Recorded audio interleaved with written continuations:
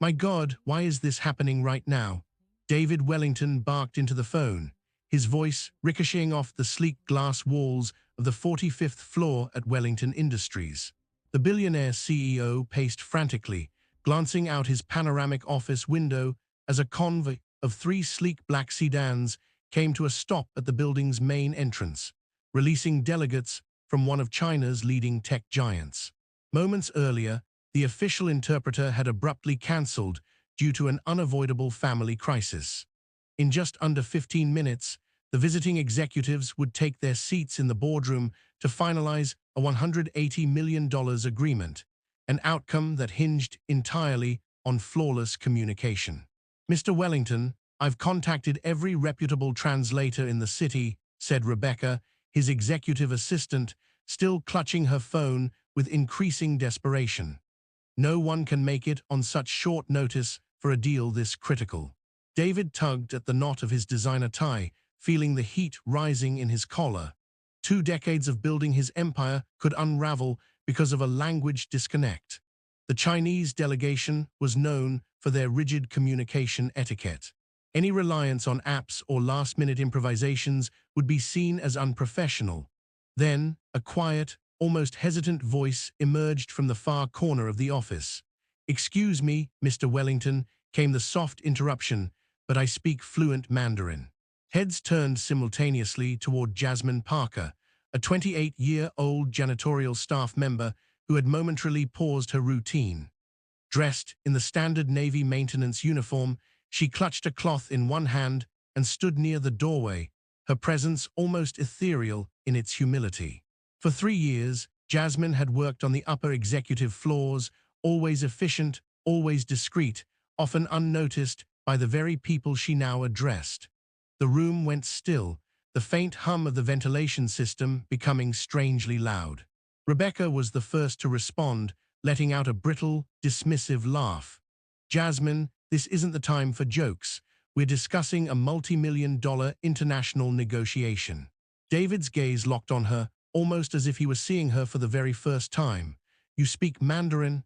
he asked, disbelief and urgency coloring his voice. "Mandarin, Cantonese, and a bit of Taiwanese," Jasmine replied evenly, her eyes steady and unflinching. "I majored in East Asian linguistics at Howard University before circumstances led me here." She hadn't imagined that her years spent cleaning boardrooms would be the unexpected training ground for a moment like this. Yet in that time, she had absorbed every conversation, every corporate strategy, every subtle power play, especially Rebecca's. Rebecca's expression shifted from amusement to barely concealed annoyance. "You can't possibly be thinking of letting her handle this meeting, David. She's a janitor." But David was running out of options, and something in Jasmine's quiet certainty made him pause. He said finally, "Say something in Mandarin." Jasmine inhaled slowly, then spoke with fluid grace, her Mandarin flawless and resonant.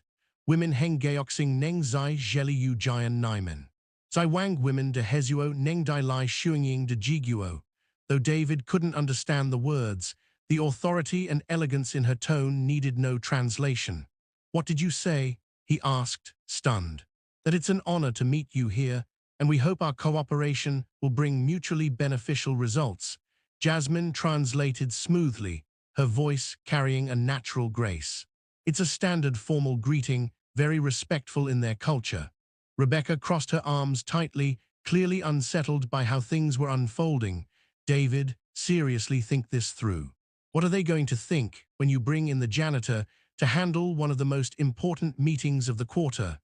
At that moment, a flash of memory surged through Jasmine's mind.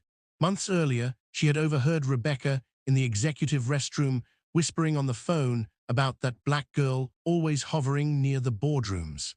Jasmine had pretended she didn't hear, but every word had etched itself into her memory. Now, as David looked at Jasmine with quiet intensity, something shifted. He wasn't just seeing a cleaner in a navy blue uniform anymore. He was seeing intelligence, composure, and a presence that stood its ground without fanfare. For years, she'd been invisible in these rooms, yet listening, learning, absorbing every pitch, every deal, every nuance of how business was done. "You've got 20 minutes, David said finally, his voice decisive. "Get ready and meet us in the conference room." Rebecca's eyes widened, her lips curling in disbelief. "You've officially lost it," she hissed under her breath. "When this blows up, don't say I didn't warn you." But David wasn't paying attention to her anymore. For the first time in years, he was trusting someone outside the inner circle. Jasmine didn't waste a second. When she returned, exactly 19 minutes later, silence swept through the room. Gone was the uniform. She wore a sleek black outfit, borrowed from the receptionist, modest yet sharp. Her curls were neatly tied into a low bun, and she held a notepad in one hand like she belonged there. Thomas, the CFO, did a double take. "You're kidding," he muttered. "That's her." Rebecca leaned toward the assistant and whispered loud enough for nearby ears. "You can polish a rock, but it's still just a rock." Jasmine didn't flinch. The conference room buzzed with quiet Mandarin chatter as the 5-member Chinese delegation took their seats, all perfectly tailored suits and practiced professionalism. David welcomed them warmly, offering each a handshake before motioning toward Jasmine. "This is Jasmine Parker," he said confidently, "our specialist in Asian markets and international affairs." Not a single mention of janitorial work. Mr. Chun, the delegation leader, bowed respectfully, and Jasmine responded in flawless Mandarin, complimenting their timeliness and expressing gratitude for the opportunity to host them. His eyes lit up in genuine surprise, then softened with a pleased smile. It was clear in that moment the meeting hadn't even started, and Jasmine had already earned their respect. For the first 15 minutes, Jasmine translated each phrase with flawless precision, not just linguistically, but with full awareness of nuance, tone, and the quiet subtleties that made their guests laugh sincerely and nod in approval. What should have been a tense negotiation felt surprisingly natural, flowing like water. That's when Rebecca struck. "Jasmine," she said, with a sugary smile that didn't reach her eyes, "don't you think we should share your unique journey here at the company with our guests?" David looked up sharply, clearly displeased, but Rebecca kept going. "It's really quite touching watching someone climb the ladder the way you have. Humble beginnings." Her voice dripped with smugness. That old familiar ache twisted in Jasmine's stomach, the kind she'd known since she was barely out of high school, when she left Howard halfway through her junior year to take care of her mother after the hospital bills started piling up. But Jasmine didn't flinch. She looked straight at Mr. Chun and said evenly, "Life tends to present its chances in unexpected ways." Rebecca, undeterred, pushed further. "Still, it's impressive, just think. 3 years ago she was cleaning these very rooms, and now here she is. Diversity in motion, wouldn't you say?" The words lingered in the air like smoke. Mr. Chun's smile didn't disappear, but something behind his eyes shifted. Respect was being quietly replaced by curiosity, by doubt. In a culture where formal titles and professional status carried heavy weight, this revelation had landed poorly. David tried to step in. "What Rebecca meant to say is that we invest in people who show real skill, regardless of their title." But the meeting never quite regained its rhythm. Jasmine felt it immediately. The tone had changed. It was still kind, still attentive, but no longer relaxed. Now she was something to study, a novelty, not a partner. And that's when it clicked. 3 years. 3 years she had moved quietly through these glass offices, soaking in every word from behind her mop bucket, storing every careless lie, every inflated figure, every unethical shortcut these polished professionals thought no one noticed, especially Rebecca. Jasmine remembered when Rebecca doctored sales reports to secure a client, or when she passed off another employee's months of work as her own, then cut them loose for budget reasons, or when she used inside information to negotiate a personal investment deal.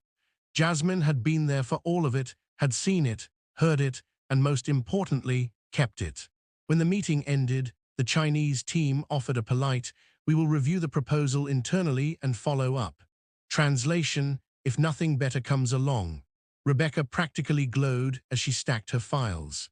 "Well," she said, smug and theatrical, "that certainly went differently. Maybe next time we lead with transparency about our team's credentials." David's jaw tightened.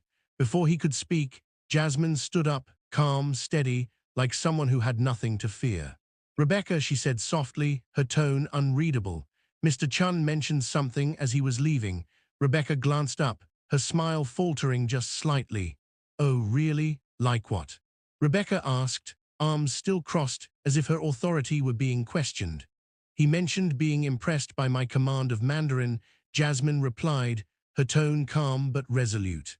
But he also said he was puzzled by the structure of our team. She let that sink in for a beat. He was curious why the person facilitating communication wasn't introduced as the lead, since, in his culture, the speaker usually represents the authority figure. Rebecca's face twitched, just enough to betray her discomfort. Jasmine added with a faint smile, he asked if I could call him later to explain our internal hierarchy. He wants clarity before proceeding. The color drained from Rebecca's cheeks. For years, Jasmine had existed quietly on the periphery, unnoticed by the powerful, dismissed by the proud. But now it was clear. She had been listening, watching, absorbing everything. While others underestimated her, she had turned their arrogance into fuel. Every time someone rolled their eyes or dismissed her potential, she took mental notes. And in those 3 years, Jasmine hadn't just cleaned offices. She had memorized conversations, identified patterns, traced decisions to consequences. Most importantly, she had learned how the company truly operated, what was said publicly and what was buried in whispers. 2 hours after the meeting, she was back in her uniform, pushing her cart down the familiar carpeted hallway of the executive floor. But her mind was elsewhere. Her presence was the same, but her awareness had shifted entirely. She could replay every whispered deal, every hushed phone call, every printed report left in the printer by accident, especially the ones that came from Rebecca's office. And Rebecca, emboldened by a false sense of victory, couldn't help herself. Look who's back in her element, she announced loudly to Jennifer from accounting. I guess the boardroom debut didn't quite go as planned. Some people just don't belong at the big table. Jasmine kept her eyes down, wiping a polished table surface as if the comment didn't land. But every syllable lodged in her memory. Because what Rebecca didn't know was that Jasmine had seen her switch contract terms last year before presenting them to a startup, one that mysteriously collapsed weeks later. Or that she'd overheard a late-night phone call about skimming bonuses and pushing the blame on a junior manager. Jasmine knew where all the skeletons were buried and had quietly compiled them. Then her phone buzzed. She glanced down discreetly and saw a message written entirely in Mandarin. It was from Mr. Chun. Miss Parker, I would like to continue our conversation in private. I believe your insights and values align with ours. Could we meet tomorrow morning at the Mandarin Cafe on 42nd Street? I have a proposal I believe will interest you. Jasmine stared at the screen. Her heart pounded, not from shock, but from confirmation. This wasn't about translation anymore. This was recognition. Chun had seen past the uniform, past the assumptions, past the office politics. He had seen capability, strategy, integrity. Later that evening, Jasmine sat in her small Brooklyn apartment and opened a folder labeled simply Foresight. Inside were years of documentation, screenshots, audio clips, and written notes. Evidence not only of misconduct, but of how power moved inside Wellington Industries. She hadn't built it out of spite, but necessity, not revenge, just insurance, for a day just like this. Every company hides skeletons in its closet, and spending 3 quiet years cleaning offices on the top floors had given Jasmine rare access to whispers, documents, and moments no one thought twice about. Hidden in a labeled folder on her flash drive titled Wellington Red Flags were 63 pages of carefully gathered evidence. Screenshots of emails Rebecca believed she'd erased, time-stamped call logs from late-night strategy sessions, and sharp, incriminating photos of contracts she had intentionally sabotaged. Specifically, 3 deals that would have benefited Black-owned firms. In just the last year and a half, Jasmine had watched Rebecca lie straight to clients, steal credit from junior staff, and manipulate internal decisions to block promotions for people she considered not the right fit for the company's image. The next morning, precisely at 10 a.m., Jasmine stepped into the Mandarin Cafe wearing the same navy-wrapped dress she once bought with leftover scholarship money.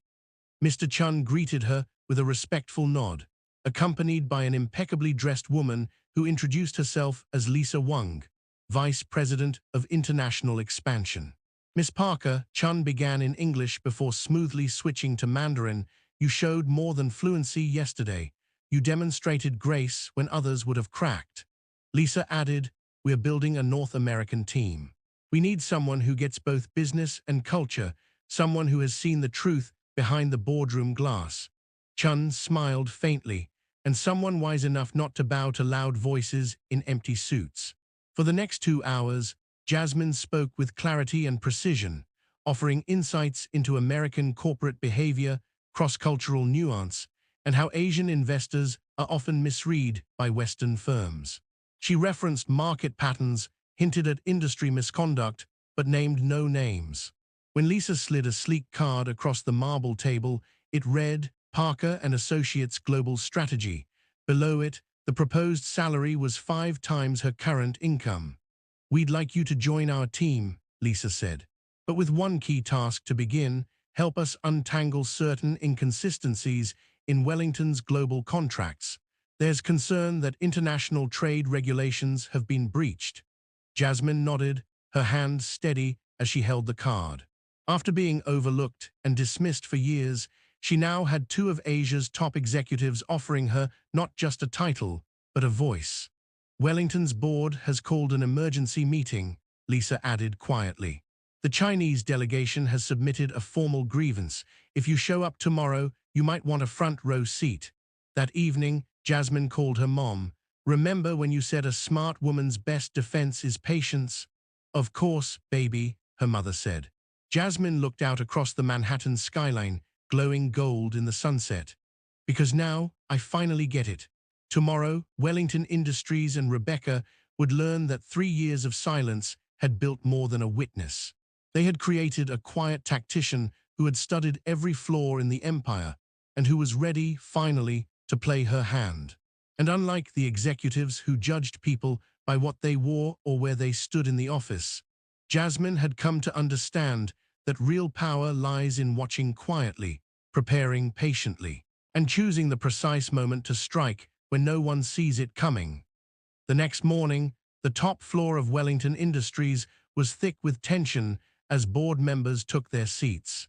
Murmurs flying about the Chinese delegation's complaint and the looming possibility of federal scrutiny. David had called the emergency meeting himself, pacing near the windows with clenched fists. Rebecca walked in like she owned the building, her red suit crisp, heels sharp, convinced she'd spin the narrative in her favor. She launched into her monologue with smug authority.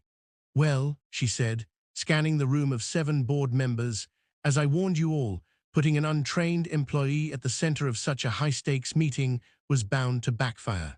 And now we're looking at a $200 million fallout. Just as the room tensed, the door clicked open. Jasmine entered in a sleek gray outfit, no longer the uniformed worker they once overlooked, but a poised professional with a briefcase in hand and purpose in her steps. Apologies for the delay, she said evenly, settling beside David. I needed to finalize a few documents for today's discussion. Rebecca blinked, caught off guard. With all due respect, David, she said, voice tight, why is she even in this meeting? This is an executive-level conversation. David's response was ice. She's here because the Chinese delegation asked for her directly. They want clarity on the irregularities they uncovered. Jasmine opened her laptop, her movements slow, deliberate, in complete control. Mr. Chen reached out to me yesterday, she began, her voice calm but cutting, to share concerns about unethical practices embedded in recent contracts. Practices that include sabotage and manipulation of competitive bids. Rebecca shot up in her chair, the panic starting to crack her polished exterior. This is absurd. What would she possibly know about internal strategy? Jasmine's smile was subtle, razor-sharp. The kind of information you collect when no one sees you, when you've been walking these halls for 3 years and people speak freely, assuming you're part of the background. A flicker of fear passed across Rebecca's face as Jasmine connected her laptop to the projector. The first slide displayed an internal email dated 6 months ago. Rebecca had shared proprietary information with Mills Corporation, tipping the scales against a direct rival. Gasps broke the silence. And here, Jasmine continued, unfazed, is documentation of budget manipulation. Rebecca inflating project costs specifically on initiatives led by Black and Latino staff, then blaming those failures on team performance. Her voice didn't waver. The truth, finally spoken aloud, hung heavy in the room. The screen lit up with files, spreadsheets clearly edited, emails that had never been meant for public eyes, and audio pulled straight from the company's own security archives. Jasmine had kept everything, quietly collecting it over the past 3 years. "This is a setup," Rebecca shouted, springing to her feet, her voice sharp with panic. "She's twisting this to ruin me because I told the truth about her role here." Jasmine didn't flinch. "Mr. Wellington, the next clip is from the security feed, recorded 8 months ago." Then, without another word, Rebecca's voice filled the boardroom. "We can't have people like her sitting in with executives. It's about maintaining the company's image." The blood drained from Rebecca's face. She remembered saying it, behind closed doors with Thomas, thinking no one would ever hear. And this, Jasmine added, clicking to the next file, was captured just 2 weeks ago. Another recording played, Rebecca giving quiet instructions to the front desk to quietly lose resumes that looked, in her words, too ethnic. Mr. Johnson, a Black board member who had been with the company for over a decade, leaned forward, visibly angry. "Rebecca, is that true?" She fumbled, her face shining with sweat. "It's being taken out of context. I was just under pressure to maintain standards." Jasmine didn't even look up. "The company's standards include fairness, legality, and basic human decency, none of which you've upheld in nearly 2 years. David turned to her, his jaw set. "You have 30 seconds to give me one reason I shouldn't fire you and hand this all to federal prosecutors." Rebecca's eyes darted around the table, desperate for someone to back her up.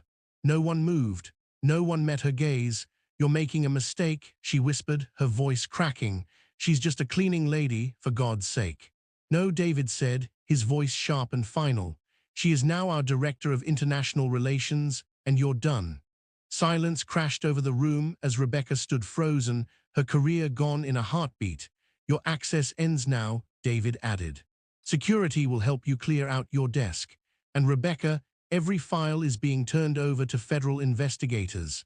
As 2 guards escorted her out, she shot Jasmine one final glare, venomous and trembling. "You may have won today, but we both know what you really are." Jasmine didn't blink. "Yes," she replied calmly, "I've always been the same person. Quiet, watching, waiting. The difference is, now I have a seat at the table where I belong." Hours later, as the board meeting adjourned and Jasmine was officially promoted, David pulled her aside. "How did you even manage this?" he asked. 3 years of proof, all of that." For the first time in a long while, Jasmine smiled. "When people treat you like you're invisible, they forget you can still see and hear everything." Rebecca bet on her position. "I bet on patience." She turned to the window, the Manhattan skyline sprawling before her. And in that moment, she realized her greatest victory wasn't taking Rebecca down. It was finally rising where no one thought she belonged. The future ahead would no longer be dictated by others. Jasmine Parker would carve it herself. And this time, no one could wipe her name from the page. Half a year later, she sat behind her sleek glass desk on the 38th floor of Wellington Industries, poring over multilingual contracts in Mandarin, Cantonese, and English. Deals that had already brought in over $400 million from Asian partners. "Miss Parker, the South Korean team just arrived," Jennifer announced, now serving as her dedicated assistant. "They're excited to meet the woman who tripled our Asian portfolio in under 6 months." From her office window, Jasmine looked out over the city that once loomed above her while she worked unseen. Now, as Director of International Relations, she was one of the most recognized executives in Manhattan. Her new $300,000 salary meant her mother could afford the best diabetic care available. And Jasmine had just completed her master's through Columbia's executive program, and the Forbes panel next week. Jennifer asked, scrolling through her digital calendar. Confirmed, Jasmine replied, adjusting her deep navy blazer. Not because she had to, but because she chose to. They wanted to feature her among the nation's most influential young women in business. Meanwhile, across the East River, Rebecca sat in a cramped Queens apartment she'd been forced to rent after losing her luxury condo. Therapy invoices stacked beside the coffee-stained couch, mixed with a dozen rejection letters from firms unwilling to look past her name, now synonymous with discriminatory misconduct, thanks to headlines splashed across major business outlets. The $50,000 federal fine and 5-year executive ban had cemented her downfall. Earlier that morning, she'd seen Jasmine's face on the cover of Businessweek, smiling with Chinese executives beneath the bold headline, "The Interpreter Who Rewired Global Business." The irony felt brutal. Back at Wellington, David had gathered the board to present the record-breaking quarterly results. Jasmine didn't just rescue the Chinese deal, he said proudly. She unlocked entire regions we never imagined entering. Mr. Johnson, the seasoned board member who had witnessed Rebecca's collapse, rose to speak. In my 4 decades navigating corporate America, I've seen few shifts as powerful as the one Jasmine ushered in. She proved, without question, that real brilliance doesn't come wrapped in privilege, rank, or skin tone. It comes from perseverance, intelligence, and courage no one sees coming. The applause echoed throughout the boardroom, yet Jasmine remained quietly composed, her thoughts drifting back to the version of herself who had once scrubbed those very floors just 7 months ago. That evening, in her newly renovated Upper East Side apartment, she picked up the phone to hear her mother's familiar voice. "Sweetheart, I watched your interview today. You spoke so beautifully about resilience and new beginnings." Jasmine smiled. "I learned it from you, Mom. You always said people can try to make us feel small, but they can never take away what we know or what we're capable of becoming." During that televised interview, when asked whether she held any bitterness toward Rebecca for how she'd been treated, Jasmine's answer was poised and unshakable. "Rebecca gave me something priceless," she said. "She showed me exactly what I never want to become. Her prejudice and pride taught me that real strength is in lifting people up, not standing on them." Just 3 weeks later, Jasmine stood before an auditorium at Howard University, her former campus, to announce a new scholarship initiative aimed at supporting students forced to pause their studies due to financial strain. No one should have to choose between their family and their future, she told the crowd of 500 students, many wiping away tears. The Second Chance program, partially funded from her own earnings, had already granted 20 full scholarships for the upcoming term. Across the city, in a modest apartment in Queens, Rebecca watched the live broadcast, her fingers trembling as she shut her laptop. For the first time in months, her tears weren't from shame, but something slowly resembling remorse. Meanwhile, Jasmine returned to Wellington Industries, walking the same halls where she once pushed a cart unnoticed. Now junior executives greeted her with respect, colleagues sought her insight, and she personally mentored 5 employees from lower departments who showed remarkable potential. "You know what surprises me most?" David said one afternoon in a quiet conversation. "You could have used what you knew to destroy Rebecca's reputation entirely, but you only exposed the parts tied to her misconduct." Jasmine's reply was simple. "The most powerful form of justice isn't revenge. It's creating something so extraordinary that everything they tried to use against you becomes meaningless." Jasmine Parker's journey stood as living proof that true talent, grace under pressure, and unshakable dignity can outshine even the darkest biases. She had transformed years of being overlooked into the most powerful asset of her career, proving that sometimes the ones quietly observing are the ones destined to lead. Rebecca had tried to diminish her out of ignorance and fear, only to become the instrument of her own downfall. In the end, Jasmine rewrote the narrative of success, showing that leadership isn't about titles or status, but about recognizing greatness where others refuse to look. And for those who found hope in her story, remember this: dignity and talent don't ask for permission. They find their way no matter how many walls stand in the way. My God, why is this happening right now? David Wellington barked into the phone, his voice ricocheting off the sleek glass walls of the 45th floor at Wellington Industries. The billionaire CEO paced frantically, glancing out his panoramic office window, as a convoy of 3 sleek black sedans came to a stop at the building's main entrance, releasing delegates from one of China's leading tech giants. Moments earlier, the official interpreter had abruptly cancelled due to an unavoidable family crisis. In just under 15 minutes, the visiting executives would take their seats in the boardroom to finalize a $180 million agreement, an outcome that hinged entirely on flawless communication. Mr. Wellington, I've contacted every reputable translator in the city, said Rebecca, his executive assistant, still clutching her phone with increasing desperation. No one can make it on such short notice for a deal this critical. David tugged at the knot of his designer tie, feeling the heat rising in his collar. 2 decades of building his empire could unravel because of a language disconnect. The Chinese delegation was known for their rigid communication etiquette. Any reliance on apps or last-minute improvisations would be seen as unprofessional. Then, a quiet, almost hesitant voice emerged from the far corner of the office. "Excuse me, Mr. Wellington," came the soft interruption, "but I speak fluent Mandarin." Heads turned simultaneously toward Jasmine Parker, a 28-year-old janitorial staff member who had momentarily paused her routine.